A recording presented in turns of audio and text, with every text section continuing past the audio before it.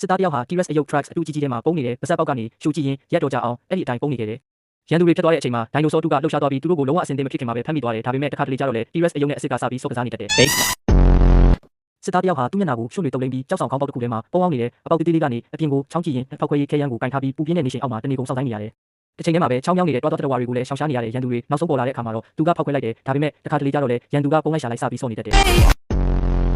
လူတယောက်ကိုတွင်းထဲမှာထားပြီးမြေကြီးနဲ့လုံးလုံးဖုံးအုပ်ကဝလုံးချောင်းနဲ့အသက်ရှူခိုင်းမယ်ခင်ဗျားတို့သိတဲ့အတိုင်းသူတို့ရဲ့လှပတဲ့ယဉ်ကျေးမှုမှာဒါဟာဘိုးဘေးဘီပင်တွေတုံးခဲ့တဲ့စိတ်နဲ့ဝိညာဉ်ကိုစင်ကြယ်အောင်စေးကြောတဲ့ထုံးတဲ့တစ်ခုပဲနောက်ဆုံးမှာတော့လူမျိုးစုအကြီးအကဲက